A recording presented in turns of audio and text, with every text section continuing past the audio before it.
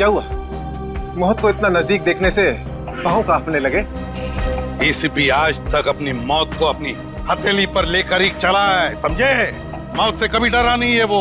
इतनी बड़ी बड़ी बातें हैं, अब बातों का वक्त नहीं है, अब एक्शन का वक्त है। कूदो एसीपी, छलांग लगाओ। 1 मिनट,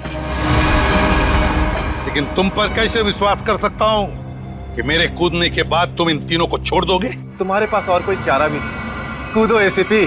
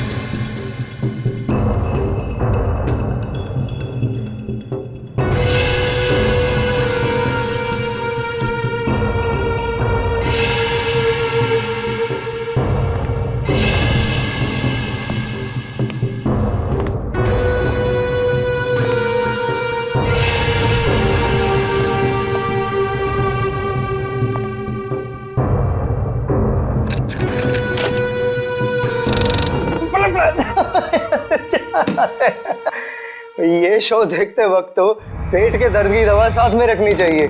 हंसते हंसते पेट दर्द हो गया।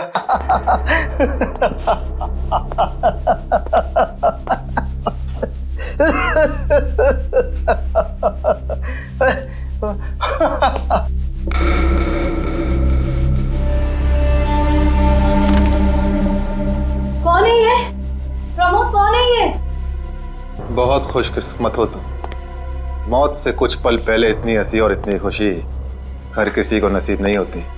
कौन हो तुम? अंदर कैसे आए? मौत को अंदर आने के लिए किसी न्योते की जरूरत नहीं पड़ती है।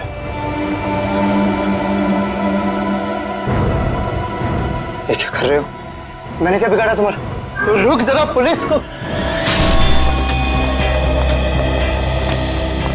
Happy birthday Tarika. Thank you Shreya. Thank you. Many happy returns of the day. Thank you Siddharth. बहुत खूबसूरत फूल है। श्रेया की चॉइस है। हाँ वो तो है, श्रेया की चॉइस तो कभी गलत हो ही नहीं सकती। हाय सिद्धार्थ। हेलो। हाय श्रेया। हाय पूर्वी। काफी देर कर दी आने में। थोड़ा ट्रैफिक मिल गया रास्ते में। अरे फ्रेडी सर, ये गपागप खा रहे हो? आप तो बोल रहे थे डाइटिंग कर रहे हो। डाइटिंग ही तो कर रहा हूँ। इसके पहले तो मैं 5-5 प्लेटें एक साथ खा जाता था। क्या बात कर रहे हो? हमारे प्लान पे तो पानी फिर गया अभिजीत। अरे ऐसे कैसे? कुछ ना कुछ तो करूंगा मैं। कैसे? हृदय, हाँ, उस कमरे में तुम्हारा कोई वेट कर रहा है। मेरा वेट कर रहा है? हाँ। कौन? तुम जाओ तो सही। अरे जाओ।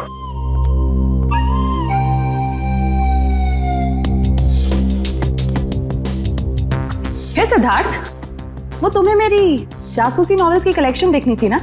चलो दिखाती हूँ। चलो श्री। अरे कभी तो श्रेया को अकेले छोड़ो। ऐसी कोई बात नहीं है ना? चलो। इट्स ओके सिद्धार्थ, जाओ तो। चलो।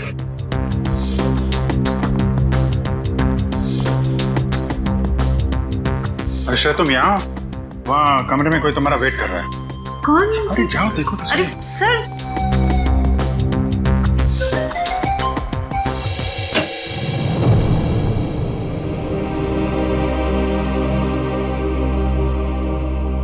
श्रेया, अच्छा किया तुम सिद्धार्थ को अपने साथ यहाँ ले आई। I am very sorry. उस दिन मैंने आपके साथ बहुत बुरा बिहेव किया था।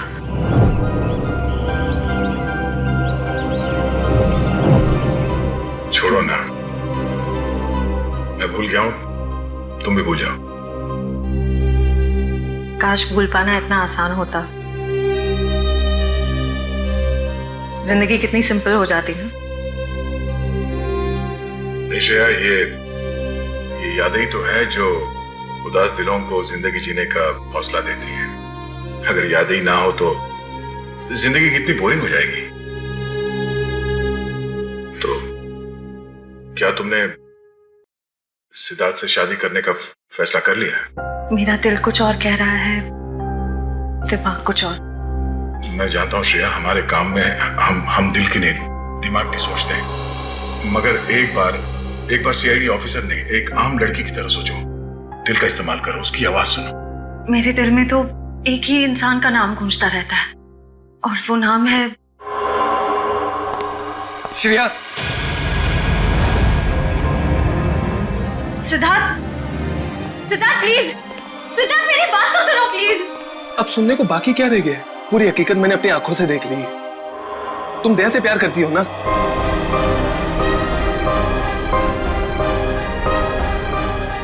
सिद्धार्थ, मैं इस बारे में तुमसे बात करने वाली थी। क्यों नहीं?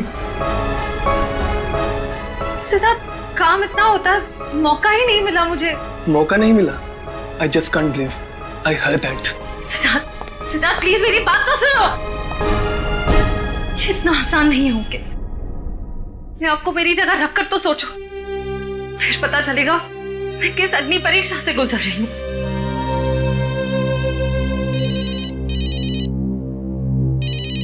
हेलो, कौन? सर, दोनों पति पत्नी थे, प्रमोद और शांति। सर, हमने कभी सपने में भी नहीं सोचा था कि हमारे होटल में ऐसा कुछ होगा। एक मिनट, आप बाहर खड़े रहिए।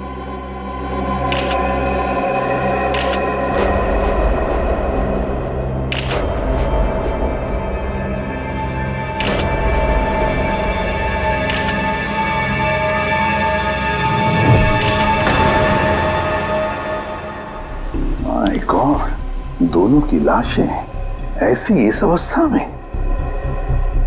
सर, इतने सारे केस सॉल्व किए, लेकिन इस तरह का केस कभी नहीं देखा।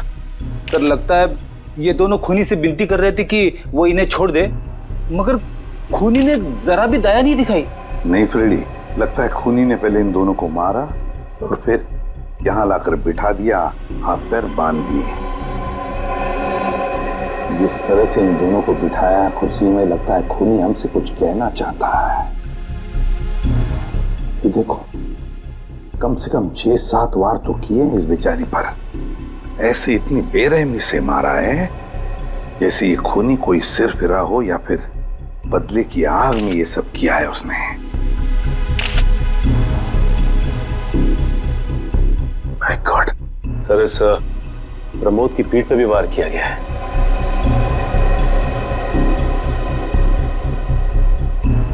क्या हुआ? सर, इसकी सांसें चल रही है, जिंदा ही। प्रमोद जिंदा है? तुम्हें जल्दी से इसे हॉस्पिटल ले जाओ, इसका जिंदा रहना बहुत जरूरी है। संभाल के, चल। आजा।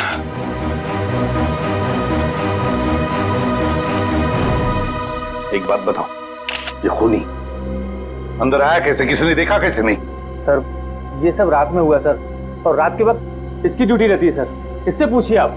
कैसे हुआ ये सब? सर, कुछ देर के लिए मेरी आंख लग गई थी रिसेप्शन डेस्क के ऊपर। तुम्हें शर्म नहीं आती ये कहते हुए कि तुम्हारी आंख लगी थी ड्यूटी पर? Sorry sir. एक बात बताओ, ये दोनों प्रमोद और शांति कब से रह रहे तुम्हारी होटल में? सर, पिछले 6 दिनों से रह रहे थे, और आगे भी 1 महीने रहने का प्लान था सर। क्यों, कुछ बताया इन्होंने? सर, प्रमोद जी की नई नौकरी लगी थी, नासिक से इस शहर में नए आए थे, उन्हें अपना घर नहीं मिला, इसीलिए होटल में रह रहे थे सर। ठीक है, जाओ। वंश, प्रमोद और शांति, इन दोनों की पूरी जानकारी चाहिए मुझे।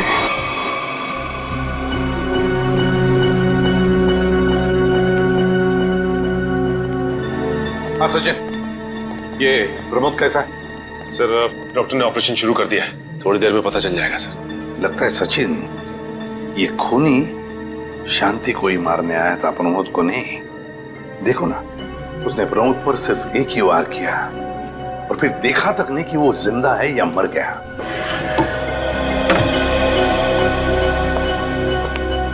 डॉक्टर साहब, कैसा है प्रमोद? हमने प्रमोद को बचा तो लिया है, मगर मगर क्या? वो कोमा में चले गए हैं। कोमा में? लेकिन डॉक्टर साहब, प्रमोद को होश तो आ जाएगा ना? हम तो अपनी तरफ से पूरी कोशिश करेंगे, मगर कुछ कहा नहीं जा सकता। Thank you. कुछ भी हो, प्रमोद होश में आना ही चाहिए। खूनी को सिर्फ प्रमोद ने ही देखा है। डॉक्टर साहब, शांति की लाश से कुछ पता चला? दया, मौत की वजह तो तुम लोगों को क्राइम स्पॉट पे ही पता चल गई होगी। पेट पर चाकू के इतने सारे घाव हैं, उसी की वजह से मौत हो गई बेचारे की। हाँ, वो तो हमें पता चल गया था। उसके अलावा कुछ और? हाँ, एक खास बात। 2 महीने पहले इसका किडनी का ऑपरेशन हुआ था। ये देखो, इसमें फोटो है। किडनी का ऑपरेशन? वंश, पता करो शहर के किस हॉस्पिटल में शांति के किडनी का ऑपरेशन हुआ था। जैसे। और सर, वो क्राइम सीन पे जो खून मिला था वो शांति और प्रमोद का ही है। खूनी ने खून करने से पहले एक एक कदम फूंक फूंक कर रखा है। हाँ, काफी प्लानिंग की है खूनी ने इस जुर्म को अंजाम देने के लिए।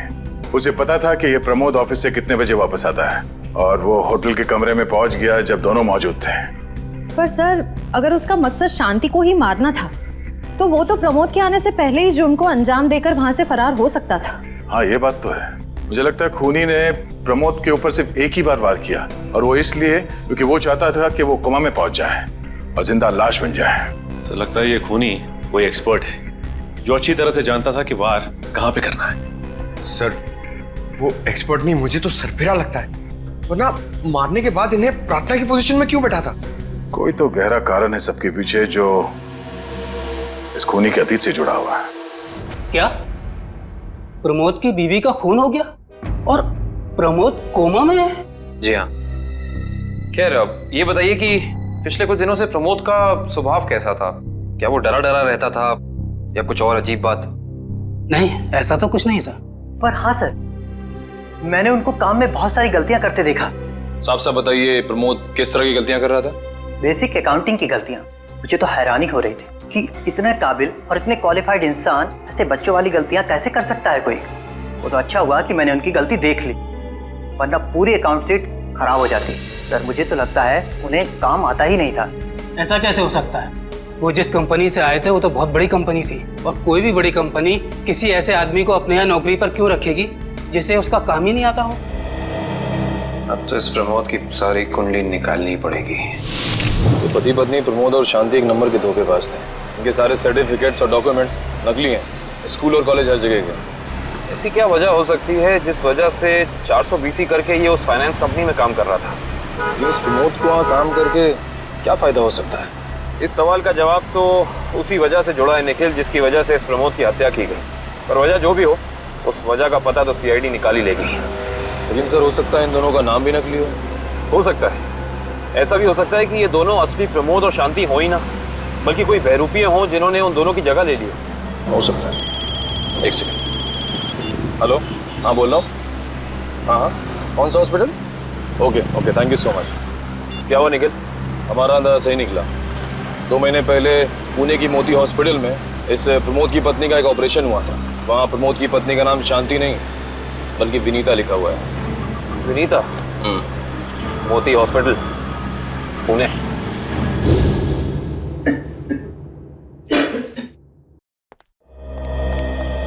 एक्सक्यूज मी, एक वक्त पे सिर्फ एक ही मरीज अंदर आएगा? हम लोग सीआईडी से। सीआईडी? मगर यहाँ मुजरिम कौन है? इसी की तलाश है हमें।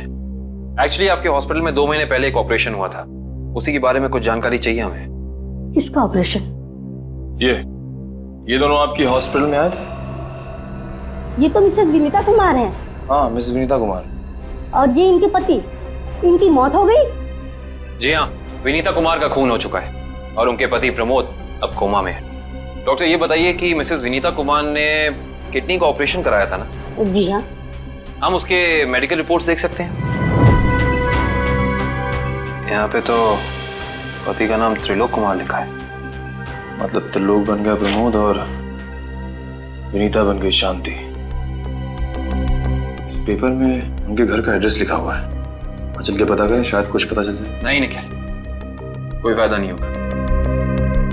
इनकी पहचानों की तरह इनका एड्रेस भी नकली होगा, देखना। हाँ, हमने इन्हें ऑपरेशन के कुछ रिपोर्ट्स कोरियर की थी, मगर वो कोरियर वापस आ गए थे। डॉक्टर, ये बताइए कि इन्होंने ऑपरेशन का पेमेंट कैश में की थी या चेक से या किसी कार्ड से? इंश्योरेंस के जरिए। इंश्योरेंस? उस इंश्योरेंस कंपनी के कोई कागजात, कोई डॉक्यूमेंट्स हैं आपके पास? हाँ, इसी फाइल में होंगे। गुड।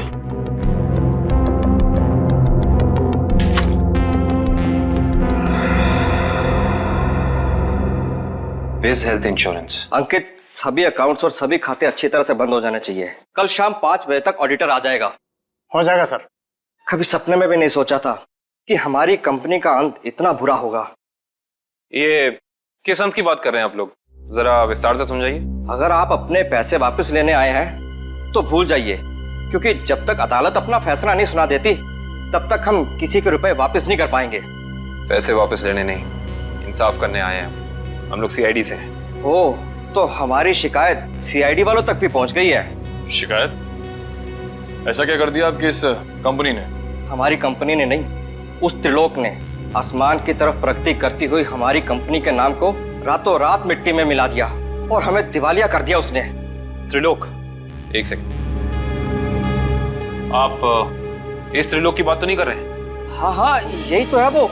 पर इसे क्या हुआ? किसी ने इसकी जान लेने की कोशिश की है। फिलहाल ये कोमा में।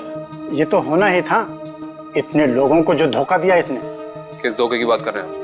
हमारी कंपनी के क्लाइंट्स को झूठे सपने दिखाकर कहा कि सबके पैसे एक ही महीने में 2 गुना कर दूंगा, पर सबके पैसे बटोरकर 9 तो 11 हो गया वो। और क्लाइंट हमारी कंपनी से पैसे वापस मांग रहे हैं। बैंकक्रप्ट हो गया। इतने सालों से कंपनी की बनी बनाई इज्जत मिट्टी में मिल गई। खोए हुए पैसे और खोई हुई इज्जत तो फिर से कमाई जा सकती है, पर खोई हुई जान तो वापस नहीं आ सकती ना। क्या त्रिलोक ने किसी की जान भी ली है? हाँ, हमारी कंपनी के सीईओ अनुज जी, जो कि सदमे को बर्दाश्त नहीं कर पाए और दिल का दौरा पड़ने से उनकी मौत हो गई। कहीं ये सारा हमला अनुज जी का कोई करीबी तो नहीं कर रहा है? अनुज जी की मौत का बदला लेने के लिए? हो सकता है। अनुज जी के परिवार में कौन कौन है? उनकी पत्नी सुधा, जो कि अभी सदमे में है, और उनका बेटा विक्की। विक्की? इस विक्की का फोन नंबर दीजिए जरा। विक्की के फोन का सिग्नल यहीं आसपास बता रहा है। हो गई मैं। अच्छा, अभी भी मागाधीर रोड की तरफ मुड़ा है। मागाधीर?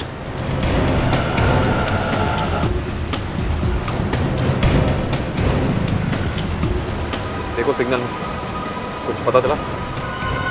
एक मिनट। क्या हुआ? इस विक्की के फोन का सिग्नल यहीं आसपास बता रहा है। कहीं विक्की इस बाइक को तो नहीं? हाँ सर, हो सकता है ये विक्की है। चेक करते हैं।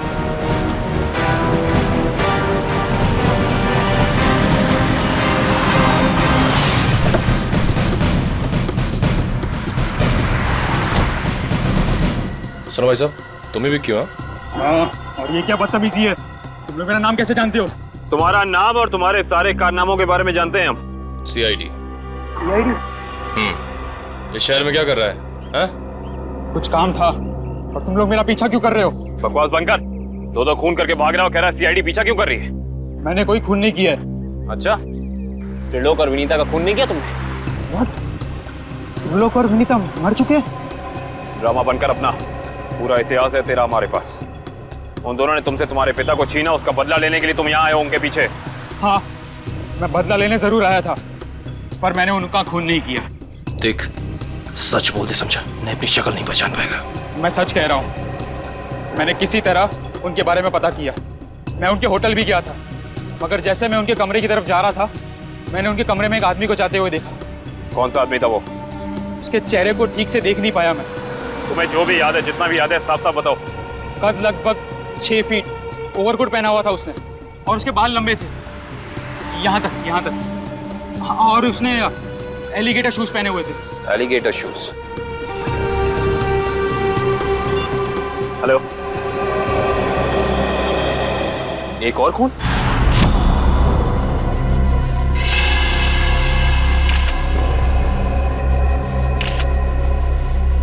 लाश ऐसे अजीब ढंग से क्यों बैठा है? कमाल है सर, पिछले वाले केस में खूनी ने उन दोनों को होटल में चाकू मारकर प्रार्थना वाली पोजीशन में बैठाया था, और इसे गोली मार के इस तरह से। लगता है दोनों का खूनी एक ही है। गोली सीधे माथे के बीचों बीच मारी है। अगर ये सीरियल किलर होता तो इसे भी चाकू से मारता सर, क्योंकि विनीता को उसने चाकू से मारा था। इसे तो गोली मारी। हाँ, मगर लाशों को ऐसे एक ही ढंग से बिठाना क्या दो अलग अलग खूनी करेंगे? मुझे लगता है दोनों का खूनी एक ही है। और जिस वक्त इस तिग्मांशु का खून हुआ, लगता है खाना खाने ही वाला था।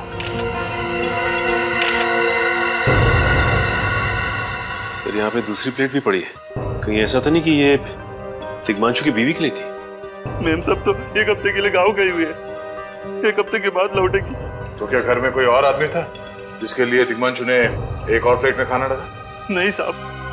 अच्छा, जब तुम घर वापस आए उस वक्त ये दरवाजा खुला था या बंद था? नहीं साहब, बंद था। तो फिर तुम घर के अंदर कैसे आए? साहब ने एक चाबी मेरे पास भी दे रखी है। जो कोई भी था, ऐसा लगता है कि तिग्मांशु उस आदमी को जानता था। एक काम करो सचिन, पंकज, घर की अच्छी तरह से तलाशी लो, देखो कुछ मिलता है क्या।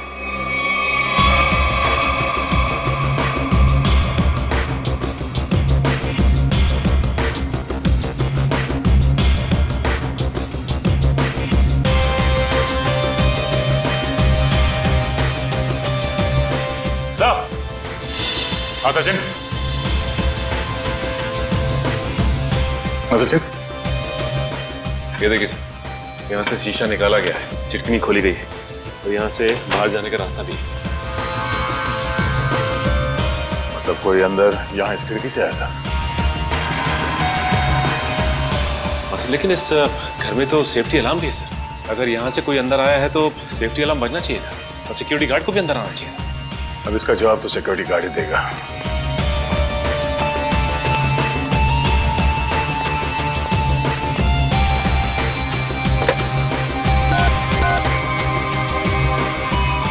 Hello security.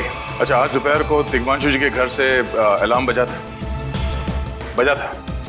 तो फिर आप चेक करने के लिए उनके घर पे क्यों नहीं आए? ओ आई सी, पिछले हफ्ते भी? ठीक है, थैंक यू। क्या बोला सर ये सिक्योरिटी वाला?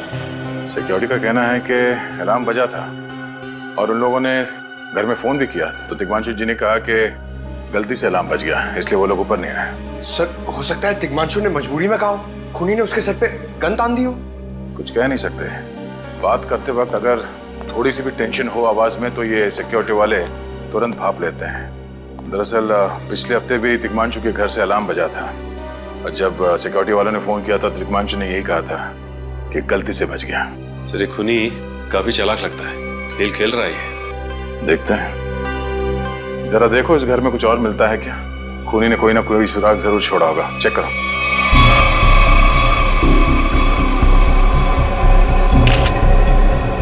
सर एक मिनट सर।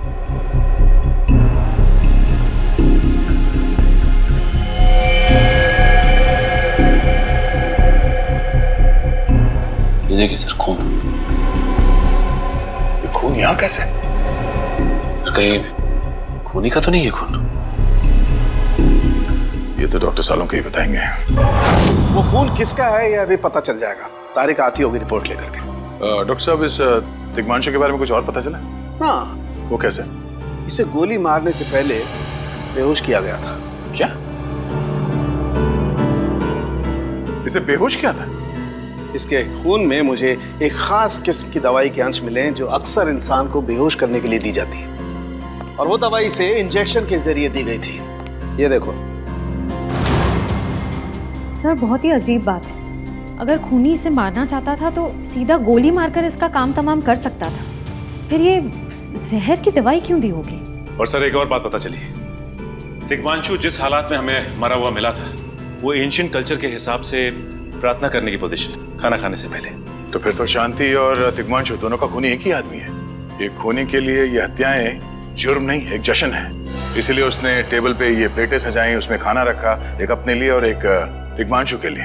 और सर, तिग्मांशु को प्रार्थना की पोजीशन में बैठा के उसने गोली मार दी। सर, मैंने कहा था ना, ये खूनी एकदम सरफिरा है सर। हाँ सर, लगता है ये खूनी अपने आप को बहुत शक्तिशाली महसूस करता है। जिस वक्त इन सब की गर्दनें झुकी होती हैं उसके सामने, उसे आनंद आता है। नहीं सचिन, खूनी का मकसद लोगों को अपने सामने झुकाना नहीं, बल्कि अपने लिए प्रार्थना करवाना था। क्या मतलब? ये रही उस खून की रिपोर्ट। ये खून ना ही तिग्मांशु का है और ना ही उसके घर वालों का। ये खून उस खूनी का ही है। खूनी का? मगर वहां तो हाथापाई के कोई निशान नहीं मिले और उस जगह को देख के ऐसे लगा भी नहीं कि तिग्मांशु ने सेल्फ डिफेंस में खूनी के ऊपर हमला किया होगा।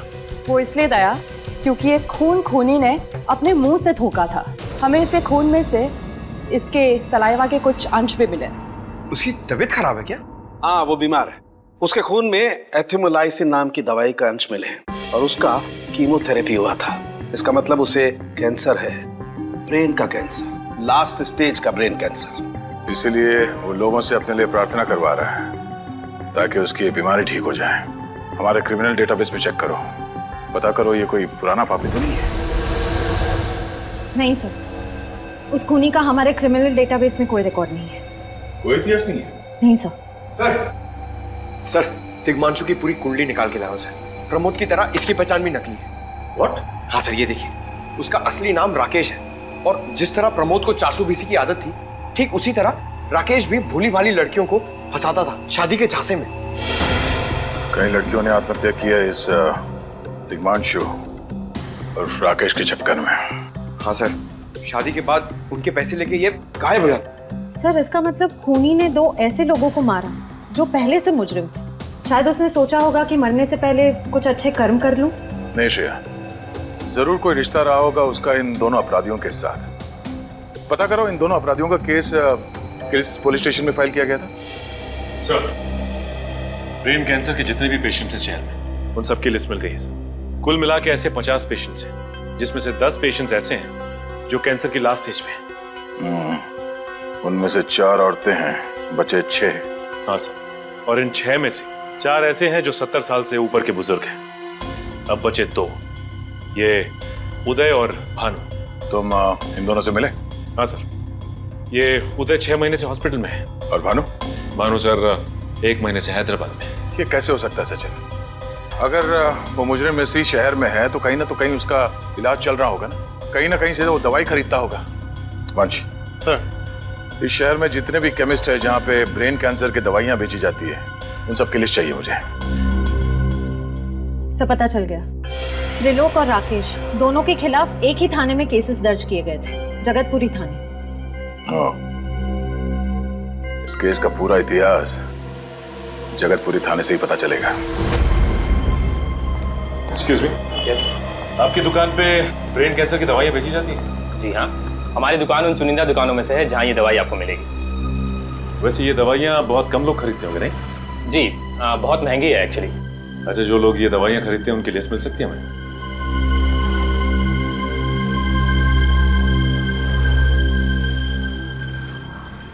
ये रही वो लिस्ट।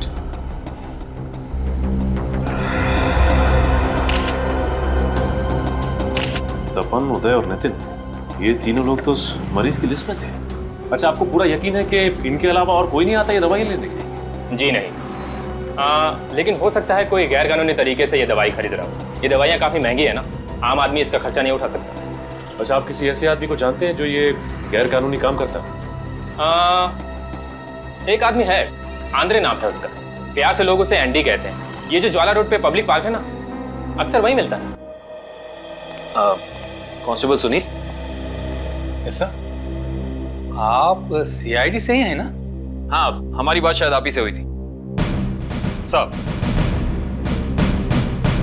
बताइए, कांस्टेबल सुनील आपके लिए क्या कर सकता है?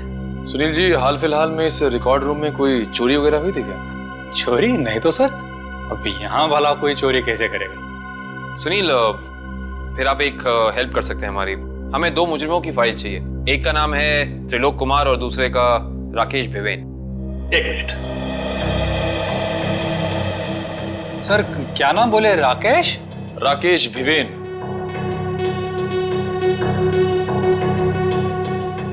कमाल है, इसकी फाइल तो है नहीं यहाँ पे। अच्छा, वो दूसरा नाम क्या बोले?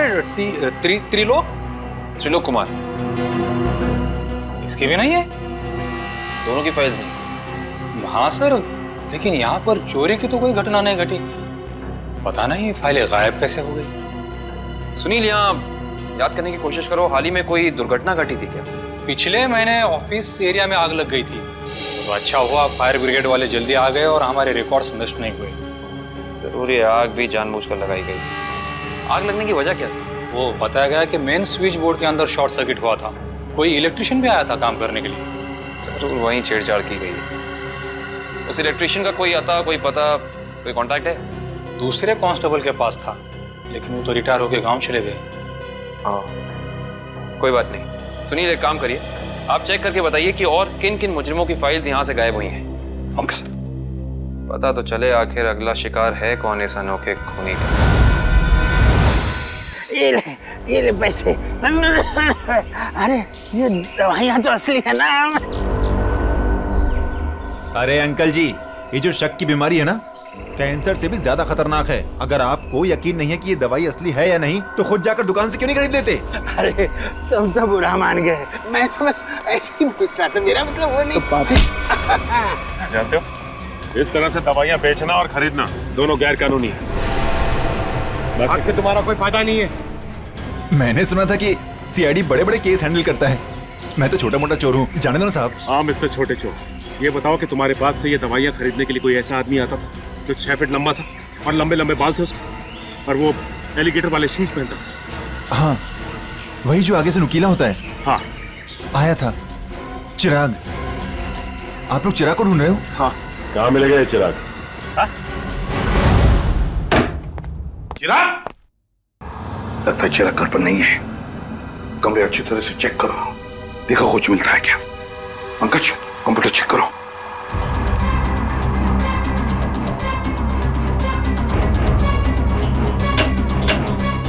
सर, ये देखिए, पूरी अलमारी गन्स और चाकू से भर रखी इस चिराग ने। My God. सर, हाँ, अंदर के कमरे में से ये खून से भरे हुए कपड़े मिले। पुलिस रिकॉर्ड रूम से फोन है। देखो। हेलो जी, कहिए। कौन? संदीप, स्वाधीन और हेमंत। ओके, ठीक है। कौन है ना? सर, त्रिलोक और तिग्मांशु की तरह इन तीनों की फाइल भी चोरी हुई है पुलिस रिकॉर्ड रूम से। मतलब अभिजीत, अब ये चिराग इन तीनों में से किसी एक को मारने वाला है। सर एक सेकंड, ये देखिए सर, इस कंप्यूटर की फाइल में इन तीनों की फाइल है। सर ये तीनों भाई हैं और बदमाश भी हैं, और इन्होंने 3 खून किए हुए हैं सर। सर यहाँ पे 2 एड्रेस है, एक चीकूवाड़ी और एक चारको। चारको पर चिकूवाड़ी। एक काम करते हैं अभिजीत, हम दोनों चिकूवाड़ी चलते हैं और तुम लोग तीनों भी चारकोप चले जाओ। Yes sir. हाँ सर। चलो अभिजीत।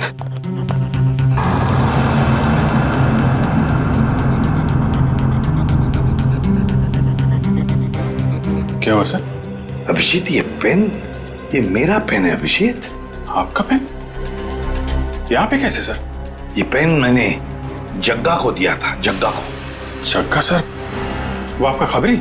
हाँ अभिजीत, मेरा खबरी। मगर जग्गा तो मर चुका है सर। हाँ अभिजीत, तो मर चुका है, लेकिन जिस खून में तलाशी करने में मदद की थी जग्गा ने हमारी, उस वक्त वो खून भी इसी तरह हो रहे जैसे आज हो रहे हैं।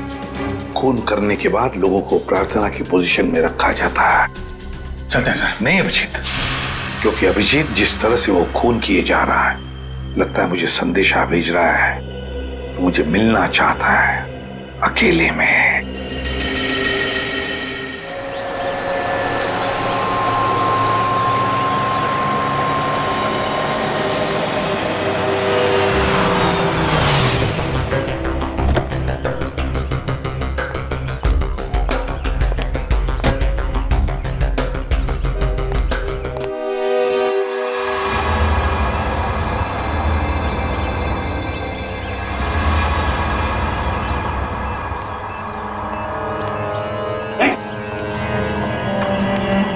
प्लीज हमें बचा लीजिए, किसी तरह हमें मार डालेगा। घबराओ मत, मैं इसे भी प्रद्युम्न हूं, कुछ नहीं होने दूंगा तुम्हें। इनकी बातों को ज्यादा सीरियसली मत लेना, इन्हें तो झूठे वादे करने की आदत है, और इतनी बड़ी बड़ी बातें करने से पहले एसीपी जरा मेरा इंतजाम तो देख लो। बस रिमोट के इस बटन को दबाना है और ये तीनों हमेशा के लिए बूम, धरती से गायब। क्यों कर रहे हो तुम ये? क्या गलत कर रहा हूँ? हाँ बोलो। पर ये तीनों तो वैसे भी कानून से भागे हुए अपराधी है ना, तो इन्हें मारकर क्या गलत कर रहा हूँ मैं? इन्हें सजा देने का हक तुम्हारा नहीं, सिर्फ कानून का हक है ये। बस यही तो प्रॉब्लम है, जब तक तुम कानून में हो कुछ नहीं हो सकता। क्या क्या चाहते हो तुम मुझसे? पहले अपनी ये गन मुझे दो। एसीपी, मुझे अपनी गन दो, वरना मैं ये रिमोट दबा दूंगा। एसीपी, मैं 3 तक गिनूंगा। 1 2 3। नहीं,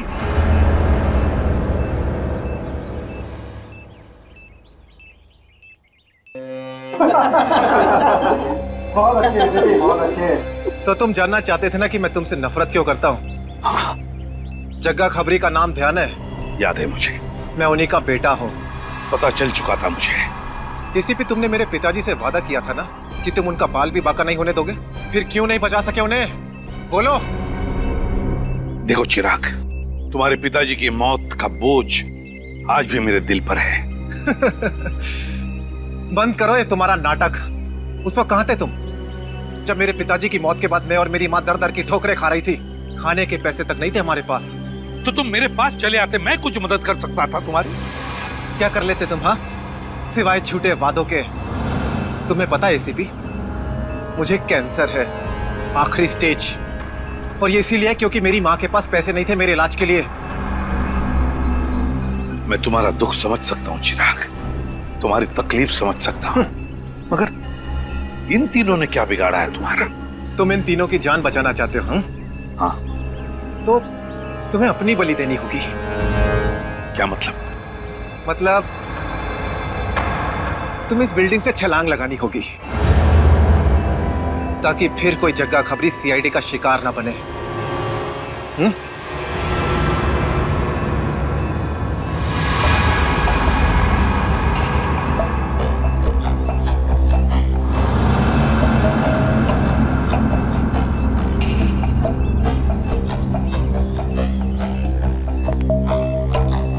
ठीक है, मंजूर है।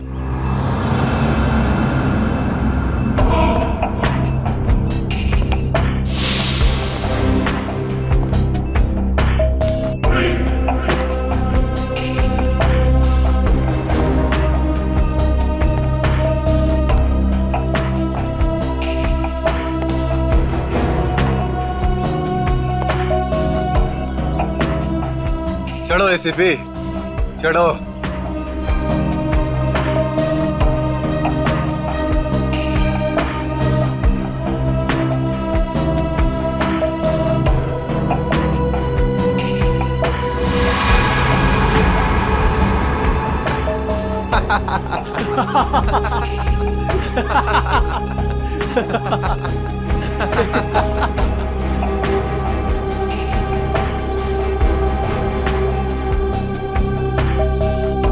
ऊपर जाकर मेरे पिताजी से माफी जरूर मांग लेना।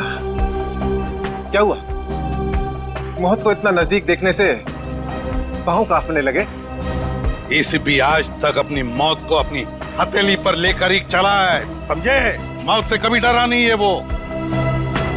इतनी बड़ी बड़ी बातें, अब बातों का वक्त नहीं है, अब एक्शन का वक्त है। कूदो एसीपी, छलांग लगाओ और अपनी ये बेहतरीन जिंदगी को अलविदा कह दो।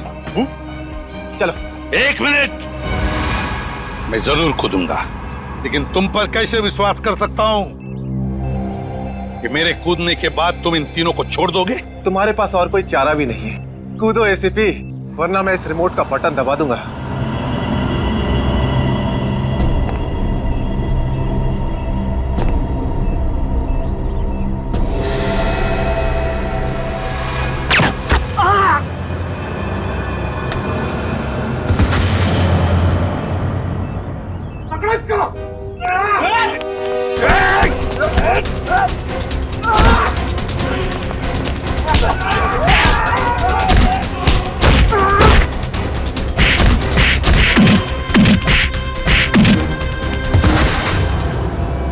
बस मिस्टर चिराग, बहुत चला लिया न्याय की अदालत।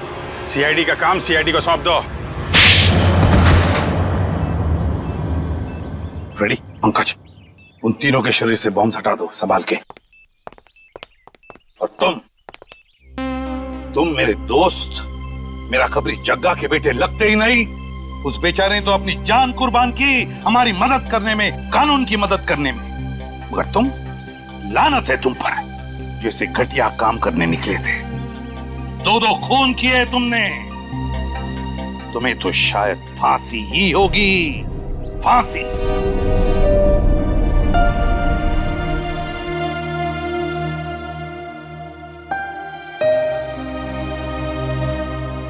बड़े बुजुर्ग कह गए कि अगर कोई चिंता सताए तो उस चिंता को अपने कलेजे के अंदर अंगार बनने नहीं देना चाहिए।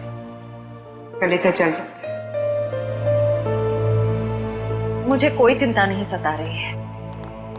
In fact I think I am the luckiest girl in the world right now. CID में सब मेरे काम से खुश हैं। मेरे पास तुम दोनों जैसे दोस्त हैं। मेरी शादी होने वाली है। एक लड़की को और क्या चाहिए होता है? शायद प्यार। प्यार भी तो है ना मेरे पास। मम्मी पापा का प्यार, दोस्तों का प्यार और सिद्धार्थ का प्यार। जुबान की बात दिल से मेल नहीं खा रही है श्रेया। मतलब ये कि दिल की बात जुबान पे लाने का वक्त आ गया है श्रेया। वो श्रेया कहाँ गई? हाँ, जो अपने सारे डिसीजंस खुद लेती थी, जिसे पता था कि उसको अपनी जिंदगी में क्या चाहिए। हाँ श्रेया, अब वक्त आ गया है। तुम्हें किसी एक को चुनना ही होगा।